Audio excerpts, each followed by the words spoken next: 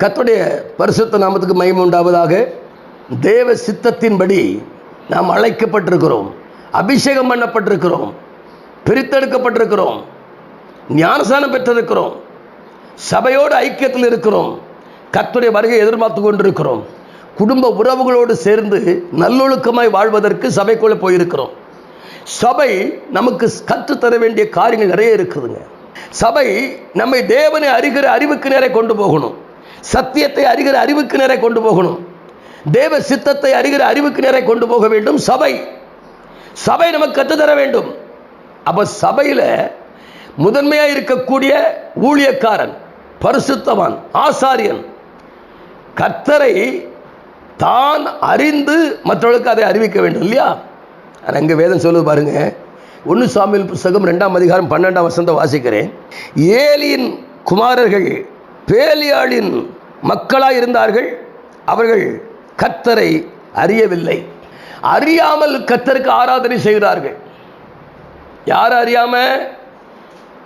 அழைத்தவரை, அபிஷேகித்தவரை, சர்வ வல்லவரை, சர்வ வியாபியை, எங்கும் நிறைந்திருக்கிறவரை அறிய வேண்டுமே.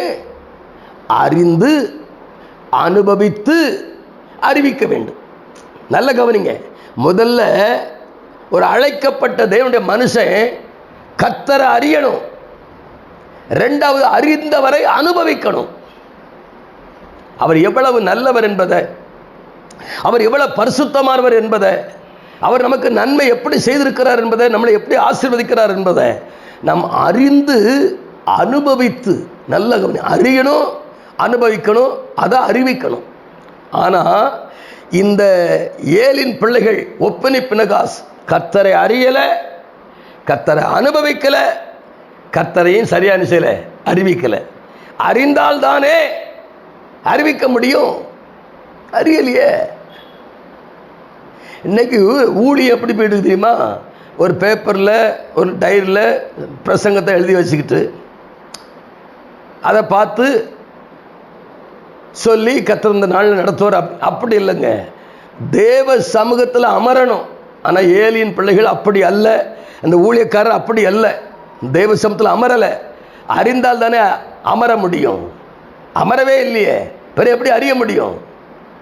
அப்போ தேவ சமூகத்தில் அமர்ந்து தேவ சத்தத்தை கேட்டு தான் அனுபவித்து தான் உள்வாங்கி தன்னுடைய ஆவியோடு ஆத்மாவோடு சரீரத்தோடு அந்த தேவனுடைய வார்த்தை கலந்து ஆவி ஆத்மாவை சரிப்படுத்தும் பொழுது தான் சரியான பின்பு அது ஜனங்களுக்கு கொண்டு போகணும் இல்லையா?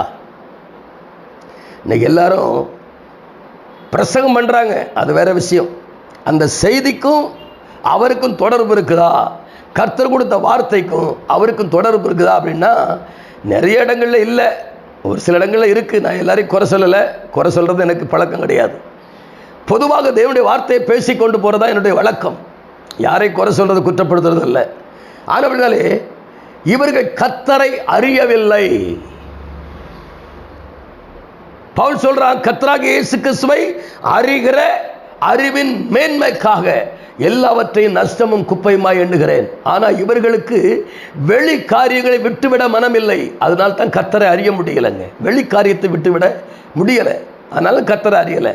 என்னைக்கு ஒரு மனிதன், அழைக்கப்பட்ட ஒரு மனிதன் வெளி காரியங்களை விட்டுவிட்டு கர்த்தரை சார்ந்து அவரை அண்டிக் கொண்டு கர்த்தாவே சொல்லும் அடியேன் கேட்கிறேன்னு விழுந்து கிடக்கிறானோ, அவன் வாழ்க்கையில் கர்த்தர் பெரிய காரியங்கள் செய்வார். அவனை கொண்டு தேசத்தில் மாற்றத்தை உண்டாக்குவார். அப்படிப்பட்ட மனிதர்கள் இன்னைக்கு நாட்டில் நிறைய பேர் இருக்கிறனால தான் இந்த பொல்லாப்புக்கெல்லாம் விலகி ஓடுறோம், விபத்து அழிவு நாசமோசங்கள் விலகி ஓடுறோம். சரிங்களா? நான் ஜெபிப்போமா? ஒப்பு கொடுப்போம். மகா பரிசுத்தமும் கிருபையும் இரக்கமும் நிறைந்த எங்கள் அன்பு பிதாவே, இயேசுவின் நாமத்தில் ஜெபிக்கிறையா, இந்த ஸ்தலத்தை, இந்த செய்திக்குள்ளாக, இந்த காணொலிக்குள்ளாக கேட்டு வருகிறவருடைய வாழ்க்கையிலும் மகிமை வந்து அமரும்படியாய் ஜெபிக்கிறேன். ஜனங்கள் உண்மை அறிகிற அறிவில் வளரணும், அதான் முக்கியம்.